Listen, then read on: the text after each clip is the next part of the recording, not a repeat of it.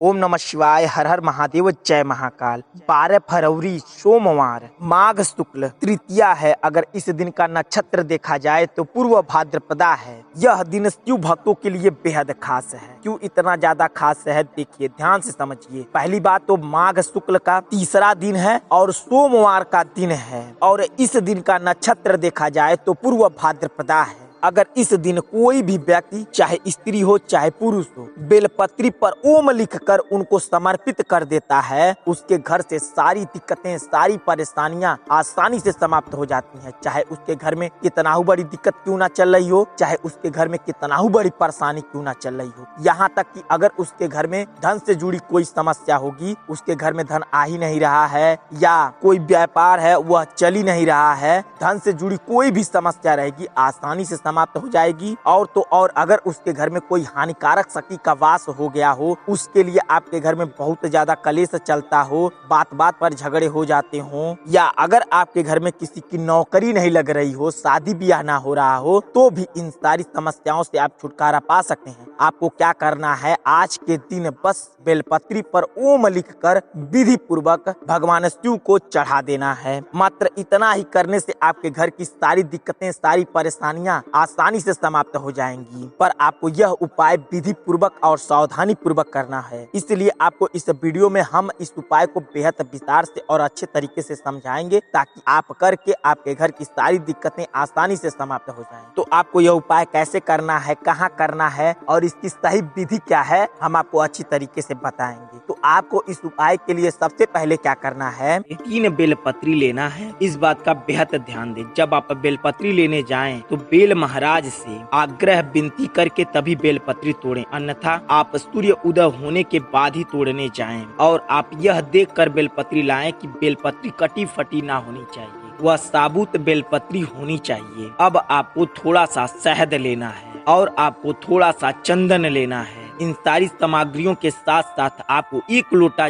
जल लेना है। इस बात का बेहद ध्यान रखें, अगर आप अपने घर में गंगा जल रखे हैं तो उस जल में थोड़ा सा गंगा जल जरूर डाल लें। और जब आप लोटे में गंगा जल डाल रहे हो तो हर हर गंगे मन में एक बार बोलना बेहद जरूरी है। अब आप इन सारी सामग्रियों को लेने के बाद अगर आप चाहते हैं कि और कोई फूल पत्ती भगवान शिव को अर्पित करना है तो ले सकते हैं, पर यह सामग्री आपको बेहद आवश्यक है। इतना सब कुछ लेने के बाद अब आपको भगवान शिव के मंदिर पर जाना है। इस बात का बेहद ध्यान रखें, आप सभी कभी भी आप पूजा पाठ के लिए भगवान शिव के मंदिर पर जाएं तो एक बात का बेहद ध्यान रखें कि उस मंदिर का प्राण प्रतिष्ठा हुआ है कि नहीं हुआ है। यह प्राण प्रतिष्ठा क्या होता है, हम आपको संक्षिप्त में बता देते हैं। जब कभी भी मंदिर की स्थापना होती है तो उसमें सबसे पहले उस मंदिर का प्राण प्रतिष्ठा होता है। किसी भी देवी देवता का मूर्ति उस मंदिर में बैठाया जाता है तो सबसे पहले उस मूर्ति में प्राण प्रतिष्ठा की जाती है, उसके बाद ही उस मंदिर का पूजा पाठ किया जाता है। अगर आपको प्राण प्रतिष्ठा क्या होता है पूर्णतः जानना है तो आपको नीचे डिस्क्रिप्शन में एक वीडियो का लिंक दिए हैं, आप उस वीडियो को देखकर पूर्णतः समझ सकते हैं कि प्राण प्रतिष्ठा क्या होता है और इसका क्या महत्व है। जब आप शिव मंदिर पर चले जाएं, घंटी को 3 बार बजाकर हर हर महादेव का नारा 1 बार लगा लें, उसके बाद ही उस मंदिर में प्रस्थान करें। अब आपको उस मंदिर के द्वार से थोड़ा सा उत्तर साइड सारा सामग्री रखकर भगवान शिव का मनन कर लें। उसके बाद आप भगवान शिव के सम्मुख बिल्कुल बैठ जाएं। इस बात का बेहद ध्यान रखें, जब आप शिवलिंग के सामने बैठ रहे हो तो आपका मुख बिल्कुल पूरब की दिशा की ओर होना चाहिए। अब आपको सबसे पहले तीनों बेलपत्री को अपने सामने रख लेना है और उस पर थोड़ा सा चंदन और शहद को मिलाकर उस बेलपत्री पर आपको ओम बनाना है। जब आप बेलपत्री पर ओम बना लें तो उस तीनों बेलपत्री को एक साइड में रख दें। उसी चंदन और शहद के मिश्रण से आपको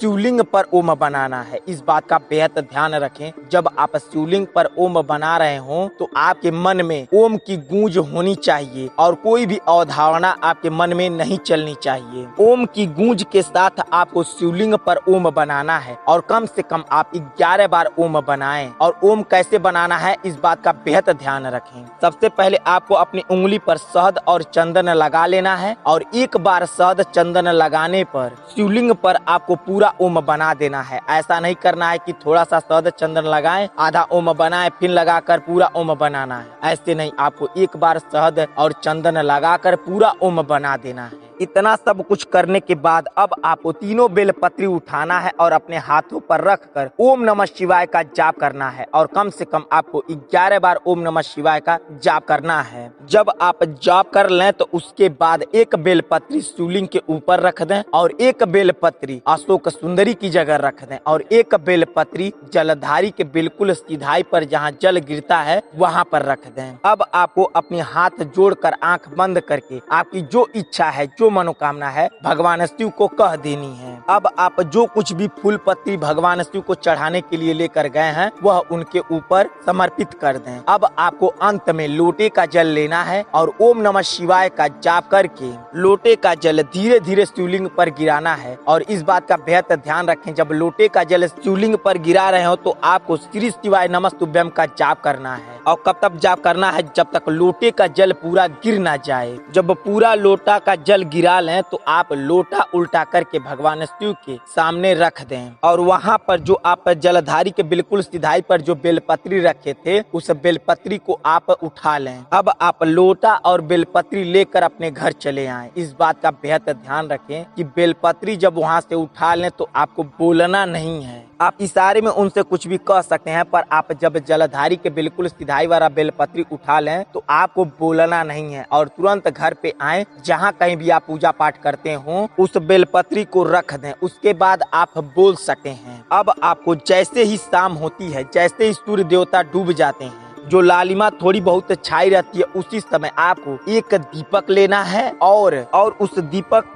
को जलाने के लिए एक बाती और शुद्ध तिल का तेल लेना है। अब आप उसी शिव मंदिर पर जाएं जिस शिव मंदिर पर आप पूजा पाठ सुबह में किए थे। सबसे पहले आपको चंदन लेकर भगवान शिव पर अच्छी तरीके से लगा देना है। अब उस दीपक को जलाकर अच्छी तरीके से भगवान शिव के बिल्कुल सीधाई पर रख देना है। देखना है जो बाती जल रही हो और भगवान शिव के तरफ होनी चाहिए। कई भाई बंधु माताएं बहनें दीपक जलाकर किसी भी तरीके से चले आते हैं। नहीं, आपको दीपक जब जला लें तो देख लें दीपक की बाती जो जल रही है वह भगवान शिव के तरफ है कि नहीं। अब आपको आंख बंद करके आपकी जो इच्छा है, जो मनोकामना है, भगवान शिव को कह देनी है और आपको अंत में उस दीपक की आंच लेकर 11 बार अपने मुंह पर लगा लेनी है और वहां से आपको चले आना है। इतना करने से आपका यह उपाय पूर्ण होगा और आपकी जो इच्छा है, जो मनोकामना है, वह शीघ्र ही पूर्ण होगा और अवश्य ही पूर्ण होगा। अगर आपको यह उपाय समझ में आ गया हो तो कमेंट बॉक्स में हर हर महादेव जरूर लिखें। अगर नहीं समझ में आया हो तो कमेंट बॉक्स में पूछ सकते हैं, हम आपको वहाँ भी बताने और समझाने की पूरी कोशिश करेंगे। चलिए मिलते हैं आपसे अगली वीडियो में, तब तक के लिए श्री शिवाय नमस्तुभ्यम, हर हर महादेव।